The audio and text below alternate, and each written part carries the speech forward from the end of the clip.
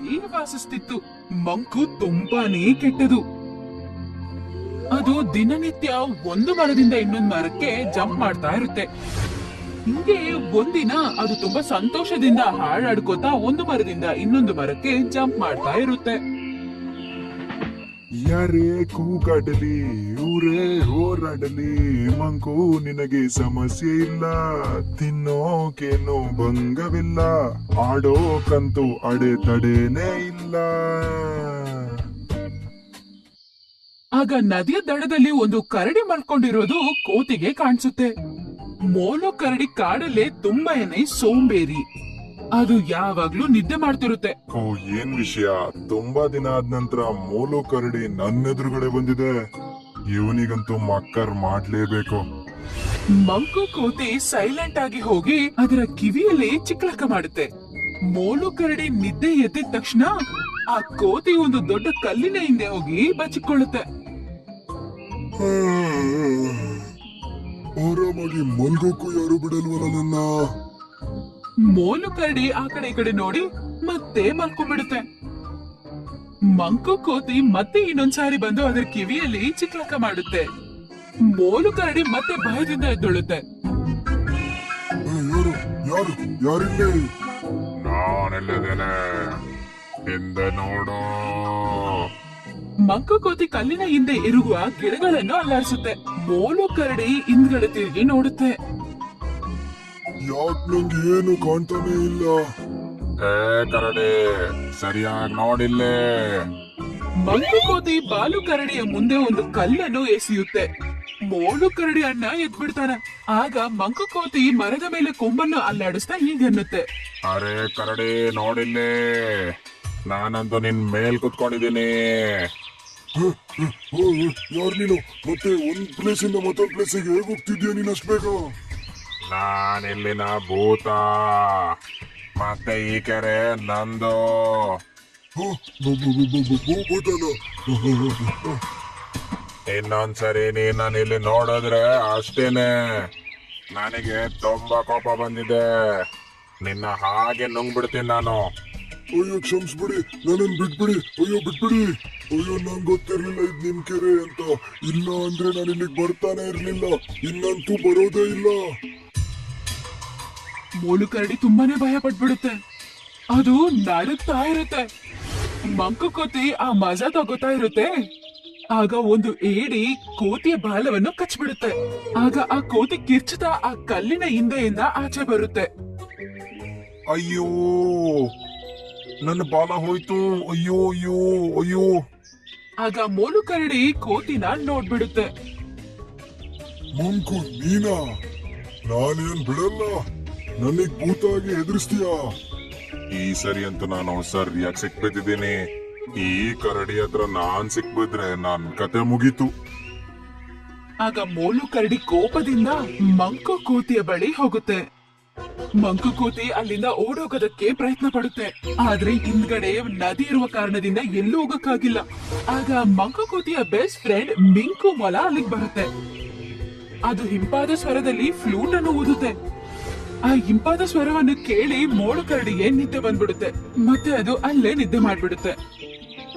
ಅರೆ ನನ್ನ ಫ್ರೆಂಡು, ನೀನ್ ಬಂದ್ಬಿಟ್ಟೆ. ಇಲ್ಲ ಅಂದ್ರೆ ನಾನ್ ಕರಡಿ ಕಲಿಸ್ತಿದ್ದೆ ಈಗ. ನಡಿ ನಡಿ, ಹೆದರ್ಕೊಂಡು ಕೈ ಕಾಲಲ್ಲಿ ಅಲ್ಲಾಡ್ತಿರ್ಲಿಲ್ಲ ನಿಂದು. ನಿನ್ನ ಈ ಬುದ್ಧಿ ಇಲ್ಲ, ಬೇರೆಯವ್ರ ತೋರ್ಸು. ನಾನಾ ಹೆದ್ರೋದ? ನಾನ್ ನೋಡ್ದೆ ಇಲ್ಲ. ನೀ ಎಲ್ಲ ಕೆಲ್ಸಗಳಿಂದ ಇದೆಯಲ್ಲ, ನೀನು ಸಿಕ್ಬೀಳ್ತೀಯ, ನನ್ನನ್ನು ಸಿಕ್ಕಾಕ್ಸ್ತೀಯ ನೀನು. ಮೊದ್ಲಿ ಕರಡಿ ಹೇಳೋದಕ್ಕಿಂತ ಮೊದ್ಲು ಇಲ್ಲಿಂದ ಓಡೋಗೋಣ. ಅರೆ ಚೋಟು, ನಮಗೇನು ಆಗಲ್ಲ. ನಾವು ಒಳ್ಳೆ ಫ್ರೆಂಡ್ಸ್ ಅಲ್ವೇನೋ? ಅಯ್ಯೋ, ಇಮೋಷನಲ್ ಮಾಡ್ಬಿಟ್ಟಿಯಲ್ಲೋ. ನಾವು ಹೋಗಿ ಈಗ ಒಳ್ಳೆ ಹಣ್ಣುಗಳನ್ನ ತಿನ್ನೋಣವಾ? ಮಂಕು ಕೋತಿ ಮತ್ತೆ ಮಿಂಕು ಮೊಲ ಅವುಗಳ ಫೇವ್ರೇಟ್ ಆದ ದ್ರಾಕ್ಷಿಯ ಮರದ ಹತ್ರ ಹೋಗುತ್ತೆ. ಮಂಕು ಕೋತಿ ಮರದ ಮೇಲೆ ಬೇಗ ಬೇಗ ಹತ್ತು ಬಿಡುತ್ತೆ. ಮತ್ತೆ ಅಲ್ಲಿಂದ ದ್ರಾಕ್ಷಿಯನ್ನು ಕಿತ್ತು ಕೆಳಗಡೆ ಆಗುತ್ತೆ. ಮಿಂಕು ಅದನ್ನ ತಿನ್ನಕ್ ಶುರು ಮಾಡುತ್ತೆ.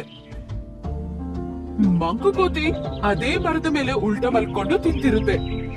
ಅಲ್ಲೇ ನಿಂತಿರುವ ಚಾಲು ತೋಳ ಮತ್ತೆ ಬುದ್ಧಿವಂತ ನರಿ ಎಲ್ಲ ನೋಡ್ತಾ ಇರುತ್ತೆ.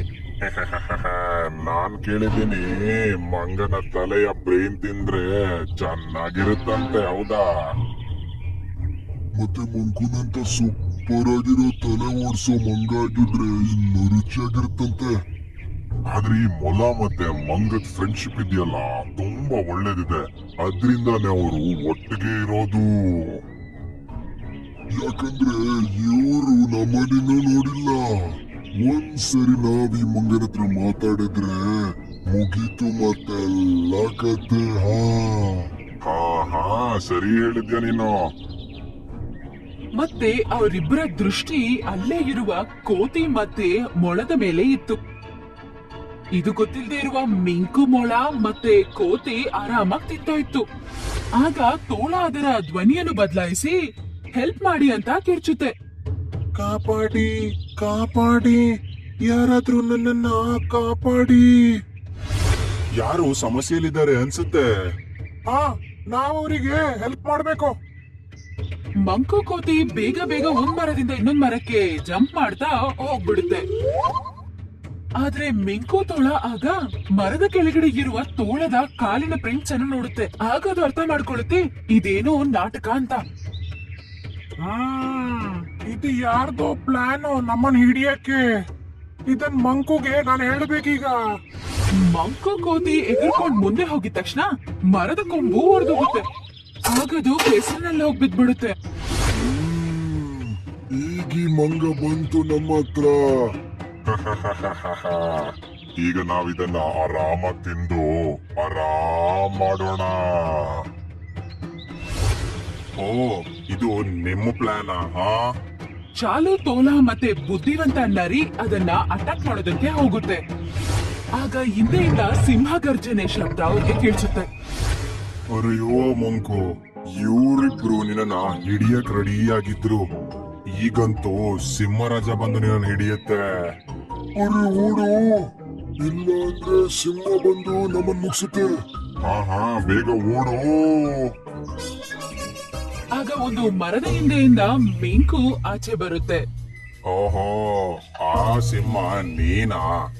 ನಾನಂತೂ ಹುಲಿರಾಯನ ನನ್ನ ಹಿಡ್ತಾ ಅಂತಾನೆ ಅನ್ಕೊಂಡಿದ್ದಿ ಇವತ್ತು. ಹೇಗಿತ್ತು ನನ್ನ ಆಕ್ಟಿಂಗು? ಸೂಪರ್ ಆಗಿತ್ತು ಕಣ. ಅರೆ, ನಾನ್ ನಿನ್ ಜೊತೆ ಇರೋ ತನಕ ನಿನಗೇನು ಆಗಲ್ಲ. ನಮ್ಮ ಫ್ರೆಂಡ್ಶಿಪ್ ತುಂಬಾ ಸ್ಟ್ರಾಂಗ್ ಅಲ್ವಾ? ಮಿಂಕು ಮೊಳ ಕೋತಿಗೆ ಆ ಕೆಸರಿನಿಂದ ಆಚೆ ಬರೋದಕ್ಕೆ ಸಹಾಯ ಮಾಡುತ್ತೆ. ಹಾ, ಮೈಯೆಲ್ಲ ಮಣ್ಣಾಗೋಗಿದೆ ಕಣ. ನಡಿ, ನದಿ ಹತ್ರ ಹೋಗಿ ಸ್ನಾನ ಮಾಡ್ಕೊಂಡ್ ಬರೋಣ. ಇಬ್ರು ಡ್ಯಾನ್ಸ್ ಮಾಡ್ತಾ ಹಾಡಾಡ್ಕೋತಾ ನದಿ ಹತ್ರ ಹೋಗ್ತಾರೆ. ಇಬ್ರು ಒಬ್ಬರ ಮೇಲೆ ಒಬ್ರು ನೀರ್ ಹಾಕೋತಾ ಆಡಾಡ್ಕೋತಾ ನೀರೆಲ್ಲ ಆಡ್ಕೋತಾ ಸ್ನಾನ ಮಾಡ್ಕೋತಾ ಎಂಜಾಯ್ ಮಾಡ್ತಾ ಇರ್ತವೆ. ಈ ಮಂಕು ಮಂಗ ಸೂಪರ್ ಮಂಗ ಮತ್ತೆ ಪಿಂಕು ಮೊಲ ಯಾವತ್ತೂ ಇರುತ್ತೆ ಚೆನ್ನಾಗಿ. ನಮ್ಮ ಫ್ರೆಂಡ್ಶಿಪ್ ಇರುತ್ತೆ ಚೆನ್ನಾಗಿ. ಇರ್ತೇವಿಬ್ರು ಜೊತೆ ಜೊತೆಯಾಗಿ.